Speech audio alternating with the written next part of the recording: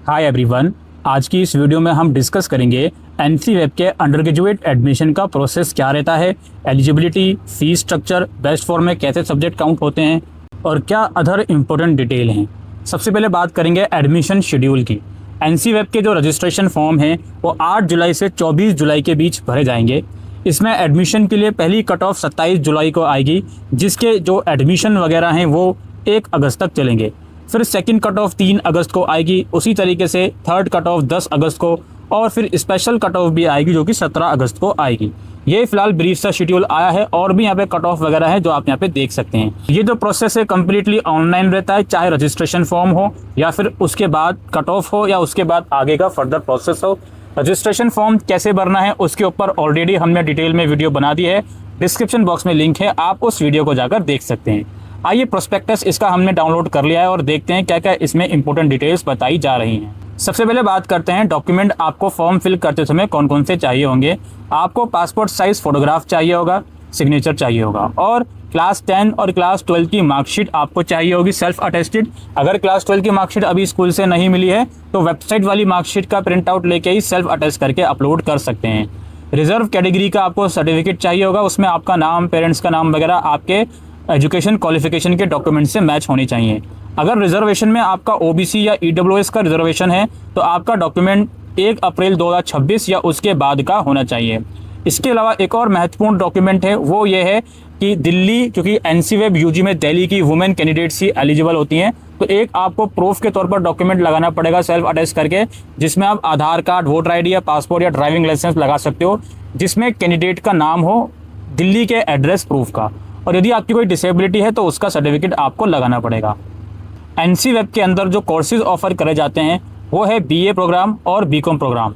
इसमें जो एडमिशन है वो कम्प्लीटली मेरिट के आधार पे होते हैं, इसमें कोई भी सीयूईटी का रोल नहीं है। मिनिमम एलिजिबिलिटी किसी भी मान्यता प्राप्त बोर्ड से, सीबीएसई या किसी और बोर्ड से आपने +2 कंप्लीट होनी चाहिए तो आप एलिजिबल हो इसमें एडमिशन के लिए।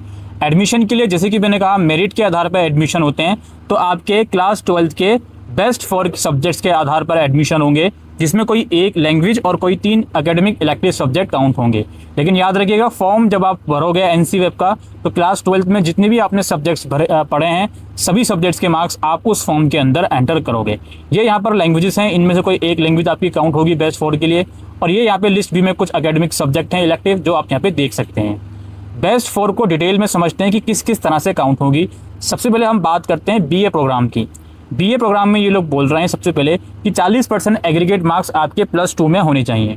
फिर ये बोलते हैं कि मेरिट डिटरमाइन होगी 1 लैंग्वेज सब्जेक्ट से, अब वो लैंग्वेज कोर भी हो, इलेक्टिव भी हो या फंक्शनल हो, कोई भी हो सकती है, और उसके साथ साथ 3 एकेडमिक इलेक्टिव सब्जेक्ट आप काउंट करोगे, जो लिस्ट ए में से भी हो सकते हैं और लिस्ट बी में से भी। अब कुछ कुछ बच्चों के पास 2 लैंग्वेजेस होती हैं, एक कोर लैंग्वेज होती है, एक इलेक्टिव लैंग्वेज होती है। अगर ऐसा है तो आप दोनों लैंग्वेज काउंट कर सकते हो बेस्ट 4 में, प्रोवाइडेड कि वो लैंग्वेज भी आपकी लिस्ट ए में जो ऊपर मैंने दिखाई मेंशन हो। ठीक है भाई, अगर दोनों लैंग्वेज कोर हैं तो कोई एक ही लैंग्वेज आपको काउंट होगी, बाकी फिर 3 एकेडमिक इलेक्टिव सब्जेक्ट आपको कंसिडर करने पड़ेंगे। दूसरा पॉइंट ये बोलते हैं कि 1 non listed subject besides the elective subject in list A and B can be included in best 4 without any deduction. यानी कि कोई ऐसा सब्जेक्ट जो लिस्ट ए या लिस्ट बी में नहीं है आप उसे काउंट कर सकते हो बेस्ट 4 की मार्क्स कैलकुलेशन में, आपका कोई भी डिडक्शन बेस्ट 4 में नहीं होगा। फिर चौथा पॉइंट ये है कि अगर एक से ज़्यादा सब्जेक्ट आपने बेस्ट 4 में कंसिडर कर लिया, एक से ज़्यादा सब्जेक्ट ऐसा कंसिडर कर लिया जो लिस्ट में नहीं है, तो उस कंडीशन में 2.5% हर सब्जेक्ट एक्स्ट्रा ऐड करने में आपका बेस्ट 4 में डिडक्शन होगा। That's it. आई होप इतना कॉम्प्लिकेटेड चीज़ों को मैंने नहीं बनाया।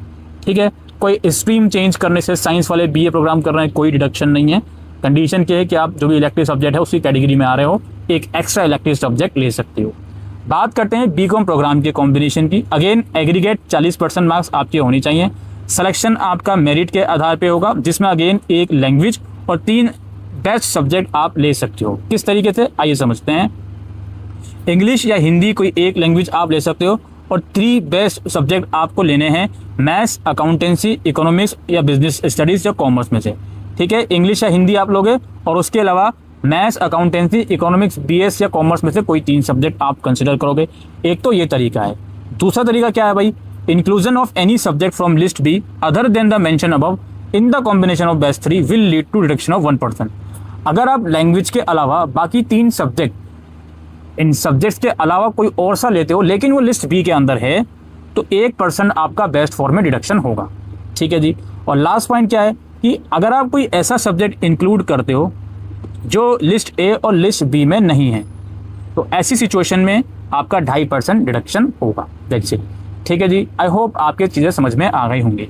कुल मिलाकर साइंस वाले या आर्ट्स वाले बीकॉम कर रहे हैं तो और अगर वो लिस्ट बी के अंदर से, ए के अंदर से ही सब्जेक्ट ले रहे हैं तो 1% का डिडक्शन होगा। और कोई ऐसा सब्जेक्ट अगर वो ले रहे हैं जो लिस्ट ए और बी में भी नहीं है तो 2.5% का डिडक्शन होगा। कॉमर्स वाला है तो उसके लिए कोई डिडक्शन बीकॉम प्रोग्राम में एडमिशन के लिए नहीं होगा। ठीक है भाई। पे देखिए कोर्स एंड कॉम्बिनेशन मेंशन है जी। ये कॉलेज का नाम है, ये सीट्स हैं भाई, बीकॉम में कितनी सीट्स हैं, बीए प्रोग्राम में कितनी सीट्स हैं, और ये कॉम्बिनेशन बता दिया इन लोगों ने।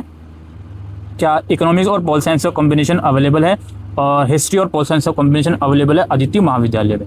ठीक है जी। बीए प्रोग्राम में, बीकॉम में तो सभी बच्चों के साथ पास सेम ही सब्जेक्ट होते हैं, इसका कॉम्बिनेशन का जिक्र नहीं होगा। मुझे बहुत अचंभा होता है ये देखते हुए कि एनईपी आ गया 2022 में, उसके बावजूद भी यहाँ सब्जेक्ट का कॉम्बिनेशन बीकॉम के लिए चेंज करा नहीं।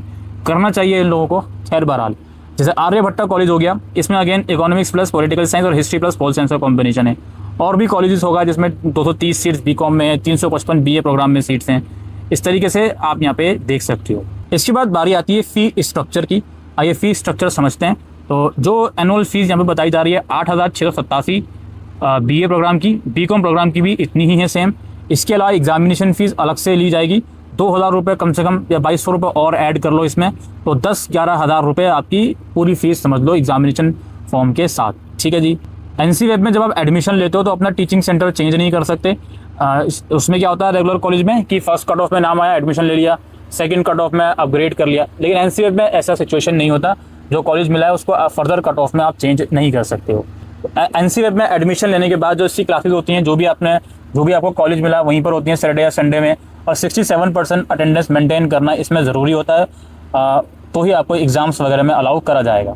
ये नोडल ऑफिसर के नाम और उनके नंबर वगैरह हैं। अगर आपके कुछ इशू हैं इनसे आप कांटेक्ट कर सकते हो। स्पेसिफिकली कॉलेज वाइज मेंशन है, कॉलेज वाइज भी आप कांटेक्ट कर सकते हो। मेट्रो स्टेशन के मैप वगैरह बना हुआ है तो इसको भी आप देख सकते हो। ठीक है। तो यही डिटेल इन्फॉर्मेशन थी दोस्तों एनसी वेब के अंडर ग्रेजुएट एडमिशन प्रोसेस की। अगेन डिस्क्रिप्शन बॉक्स में आपको सारे रिलेवेंट लिंक्स मिल जाएंगे, वीडियोस लिंक्स मिल जाएंगी, आप उन वीडियोस को देख सकते हैं और समझ सकते हैं। शुक्रिया।